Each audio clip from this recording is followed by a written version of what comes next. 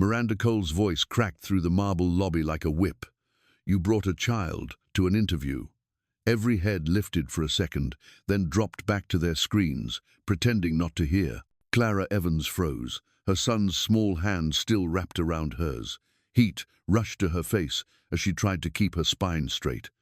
Noah blinked up at the tall woman in heels, confused by the sharp tone. Clara swallowed hard. She had walked blocks through the cold just to stand here, folder pressed to her chest, hoping for one chance. Instead, she was being torn apart before she had spoken a word. Miranda stepped closer, arms folded. "This is Sterling and Company, not a daycare." Clara's grip tightened on Noah's fingers. "I know," she said softly.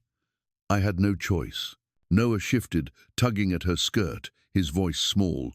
"Mommy, I am thirsty." His elbow brushed the desk. A paper cup tipped.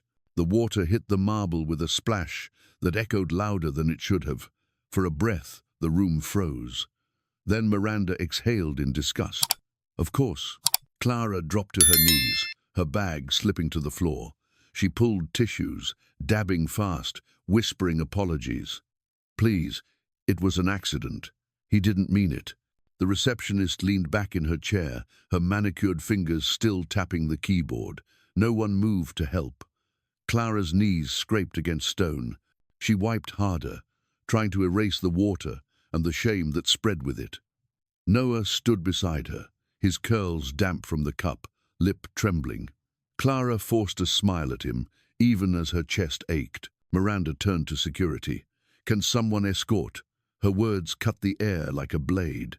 Clara's pulse thundered.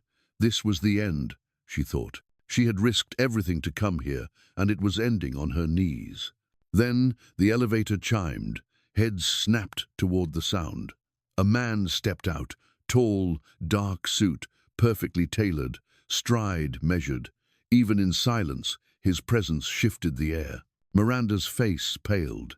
The receptionist sat straighter. Alexander Reed, CEO of Sterling and Company, was not supposed to be here, yet here he was, pausing mid-step. His eyes swept the room. A mother kneeling, a child trembling, a manager scowling, an office pretending not to notice. His brow furrowed just slightly. He moved closer, stopping within reach. His voice came low, even. "Why are you here?" Clara's throat tightened. "Evans," she said. "Clara Evans." She rose, brushing damp hands against her skirt, clutching the folder to her chest. He nodded once, his gaze steady.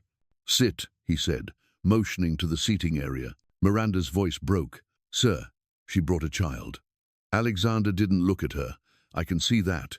He turned back to Clara. "She is here on time. She has her materials. So we will hear what she has to say." The weight shifted. The receptionist stopped typing. Someone coughed quietly, but eyes lingered now. Clara held Noah's hand tight, her breath unsteady. For the first time that morning, shame loosened its grip. She was not invisible. She was seen. Clara sat straighter in the chair, Noah leaning against her side, his thumb tucked in his mouth. The weight of the lobby pressed on her shoulders, every glance from behind the desk still sharp. She drew in a breath that trembled at first, but steadied when Alexander nodded for her to speak. "Start wherever you need," he said, voice low, patient. Her hands gripped the folder tighter. It was not just nerves, it was the heaviness of years she had carried alone. "My husband," she began, her throat tight. "My parents, too. They died in a house fire." Clara's lips trembled, but she pushed the words out. One night was all it took.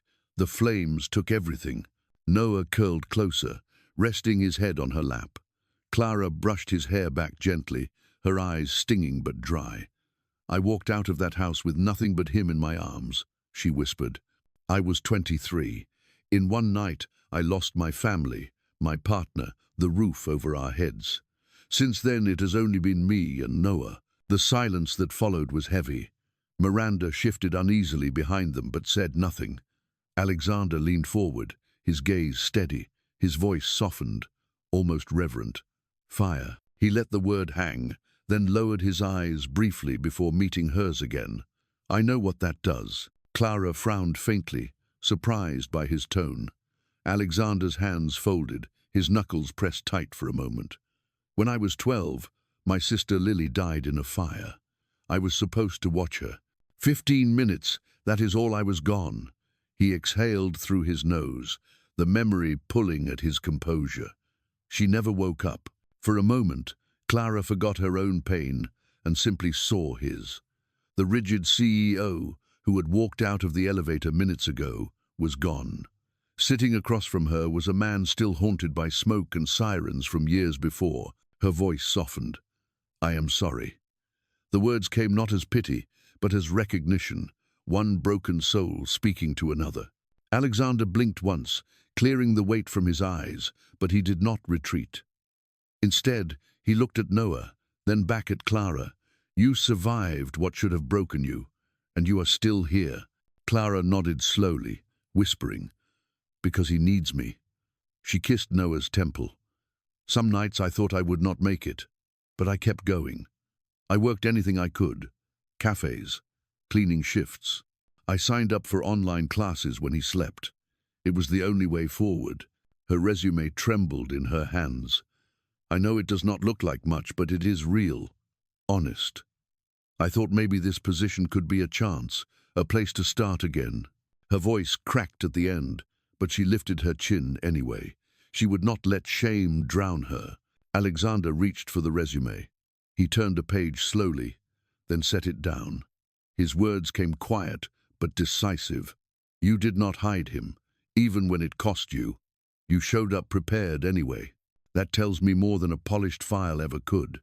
Clara stared, breath caught in her chest. For the first time in years, someone was not dismissing her, but seeing her. Alexander straightened, the firmness of command returning to his tone. "I am not offering you a trial." He paused, letting the words land. "You will be my personal secretary. You will report directly to me." Clara blinked. For a moment, she thought she had misheard. Her lips parted, shaky. "Thank you." The words barely came out, raw with disbelief. Tears blurred her sight, but her spine held steady. This was not charity, it was respect. It was a chance at rebuilding a life from ashes. Alexander rose, buttoning his jacket.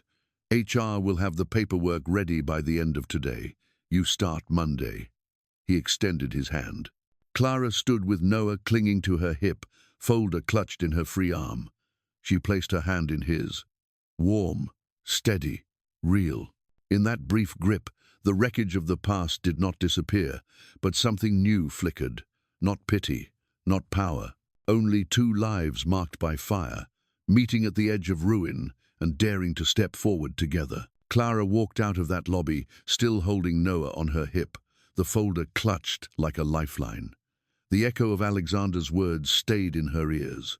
"You will be my personal secretary." She repeated them silently as she stepped onto the street, snowflakes brushing her hair. It did not feel real yet. She had walked in humiliated, certain her chance was over. Now she walked out with a job that could change everything. The weekend passed in a blur. She ironed her only blazer twice, polished her shoes until the leather cracked, and practiced typing late into the night. Noah asked if this meant they would finally get a new home. She smiled but said nothing, afraid to promise more than she could hold. On Monday morning she left him at the company daycare, kissed his curls, and whispered that she would be right upstairs. Her new desk sat just outside Alexander's office. The first time she sat there, her heart thudded so loud she thought others could hear it. But no one looked at her. Phones rang, printers hummed, staff hurried past. Clara steadied her breath and opened her notebook. She would prove she belonged here. From the first day she was relentless. She arrived before sunrise, memorized Alexander's schedule, answered emails with precise notes. She learned the rhythm of his meetings, the tone he preferred in memos, the way he paused before making a decision. She stayed late too, even when her eyes blurred, because she wanted every detail right. At home, the pattern continued. After daycare, she carried Noah back to their rented room, gave him dinner, bathed him, sang until his small body relaxed into sleep. Only then did she return to her laptop, typing reports with a lamp flickering beside her. Some nights her hands shook from fatigue, but she kept going. The fire had already taken too much. She would not let it take her future. At first, whispers followed her. A young single mother at the CEO's door was too easy a target. They called her lucky, said she had found favor she did not deserve. Clara did not respond. She greeted them kindly, offered help when she could, even split her sandwich with a janitor one afternoon. Little by little, the whispers faded. They saw her arrive first, leave last, never complain. They realized luck had nothing to do with it. Alexander noticed more than he admitted. Through his glass wall, he saw her shoulders bent over files, the way she rushed out at exactly 5:30 to pick up Noah, then returned hours later for online classes. She never used her life as an excuse. She never asked for special treatment. Something about that steadiness stirred him.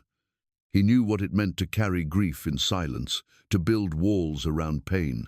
Yet she carried hers openly, not to be pitied, but to keep moving forward. Late one evening, the office nearly empty, Clara finished the next day's agenda. She gathered her things and paused by his door. The lights were dim, but she saw him on the couch, tie loosened, head tilted back. His lips moved with a name. Lily. Her breath caught. She froze, hand hovering on the doorframe. The sound was soft, but it carried the weight of an old wound. She stood quietly, not daring to disturb him. The name echoed in her chest. She thought of the fire that had taken her own family, of the nights she had whispered Noah's name into the dark so she would not feel alone. She understood. Clara stepped back into the hall, heart heavy but calm. For the first time, she saw Alexander not as the man in the magazine covers, but as someone scarred like her, stitched together with discipline and silence. She returned to her desk, more certain than ever. They were two people carrying ashes, learning how to build again. Clara could not forget that night in the office. The sound of Alexander's voice carrying a single name into the dark, Lily. It echoed in her chest long after she walked away from his door. She had wanted to comfort him, to say she understood, but some wounds were too private to touch. So she kept the secret in her heart, the same way she carried her own. Days passed in routine, work, daycare, late nights with reports. Yet every time she glanced through the glass wall and saw Alexander buried in files, she remembered the broken tone of his voice. He was a man held together by steel on the outside, but inside there was still smoke. Clara knew, because she carried the same weight. The storm came on a Thursday evening. Rain hammered against the window of her tiny room, wind rattling the thin frame. Noah lay curled on the bed, his cheeks flushed and his small body burning hot. Clara pressed a damp cloth to his forehead, panic clawing her chest. The thermometer glowed far too high.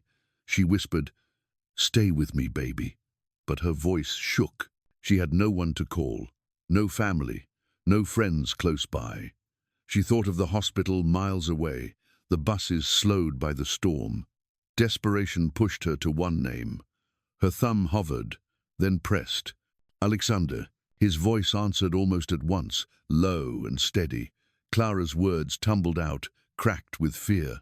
"He is so hot, I cannot bring the fever down. I do not know what to do." Silence for a breath, then his reply, "I am coming." 15 minutes later, headlights cut through the sheets of rain. Alexander's car pulled up, wipers slashing against the storm. He stepped out, soaked within seconds, but he didn't care. He opened the door, lifted Noah gently, blanket and all, into his arms. "Ride with us. We will get him to the hospital." His tone was calm, but his jaw was tight.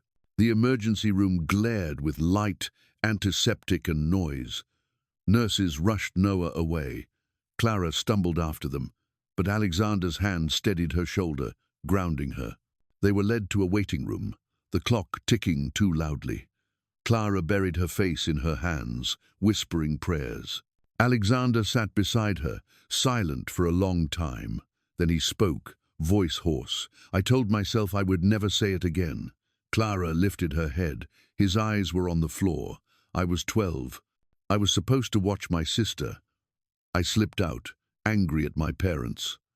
15 minutes. That is all. I was gone. When I came back, the house was gone. And so was Lily. His words cracked like glass under strain. My whole life I tried to build something to make up for that night. The towers, the deals, the schedules, none of it mattered. She was still gone, his hands clenched tight, knuckles pale. I live every day wondering if 15 minutes could have saved her. Clara's heart clenched. She reached across the space and laid her hand on his. His eyes flicked up, startled by the touch. She whispered, "You cannot rewrite that night. But tonight you came. You carried us through the storm. You saved him. You saved me." The words slipped past the armor he had built for decades. His throat worked, but no sound came. For the first time in years, Alexander let his grief breach the surface. Tears gathered and fell, silent at first, then stronger, shoulders shaking with the weight he had carried alone. Clara did not let go. She held his hand firm, anchoring him the way he had anchored her minutes before. And for the first time, she saw him not as her employer, not as a distant figure of power, but as a man broken in the same fire life had set on both of them. A nurse appeared with Noah, his fever breaking, the danger past. Relief surged through Clara, so sharp it bent her over. She pressed her lips to her son's damp hair, tears spilling freely. Alexander stood behind her, his hand on her shoulder, steady, quiet. When they stepped back into the night, the storm had softened into drizzle. Alexander carried Noah against his chest, blanket wrapped tight, while Clara walked beside them. His steps were slower now, not the measured pace of a CEO, but of a man who had let someone see his scars. Clara reached for his arm. He let her. That night did not erase the past. The fire still lived in their memories, but something shifted. No longer two survivors in silence. They had let each other see the wounds. And in that fragile space, healing began. The night at the hospital stayed with them both. Clara remembered Alexander's tears, the way his mask had cracked, and how he had carried Noah through the storm, as if the boy were his own. From that night forward, something subtle but certain shifted. Their days no longer felt like two lives running in parallel. It was as if invisible threads had begun to weave them together. Clara threw herself into work with more determination than ever. She learned to anticipate Alexander's needs, finishing reports before he asked, arranging meetings with quiet precision. He relied on her judgment, often asking her thoughts before signing a deal. When she spoke, he listened. Slowly, she realized she was no longer just his secretary. She was becoming his partner in the work that defined him. Outside the office, the bond grew even stronger. Some evenings, Alexander would walk Clara to the daycare, and Noah's face would light up at the sight of him. Once, Noah tugged his hand and asked him to read a picture book before leaving. Alexander knelt, reading aloud in a voice softer than anyone had ever heard from him. Clara stood at the doorway, her heart swelling at the sight. He began spending small moments with them. A Saturday afternoon in the park, where he showed Noah how to skip stones. An evening visit where he brought soup when Noah had a cold. At first, Clara worried it blurred the lines. Yet each time she saw Noah's laughter, saw the way Alexander's stern face softened, the fear melted a little. Still, the weight of her past clung tight. One night, long after Noah had gone to bed, Clara sat across from Alexander at her small kitchen table. The storm outside had passed, but her voice shook like leaves. "I'm afraid of hoping too much," she admitted. "If I hope and lose it again, it will hurt worse than before." Alexander did not answer right away. He looked at her, really looked, and then leaned forward. "Then let me hold that hope," he said quietly, "for you, for Noah, until you are ready to carry it yourself." His words landed heavy, yet gentle, as if laying a blanket over her fear. Clara's eyes burned, but she did not look away this time. From then on, the three of them moved like an unspoken family.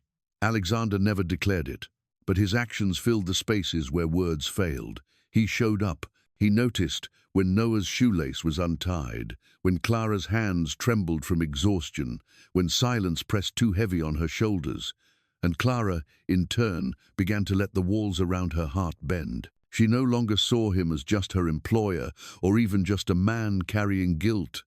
She saw him as someone who stayed when it mattered, who chose presence over excuses. And in her quiet way, she gave him something back. A place where he did not have to be CEO, visionary, or survivor. He could just be Alexander. At the end of one long day, Clara caught herself laughing with him over a shared mistake in a report. The sound startled her. It had been so long since laughter felt natural. He looked at her with the same surprise, then smiled. Not the polished smile for cameras, but something real, almost shy.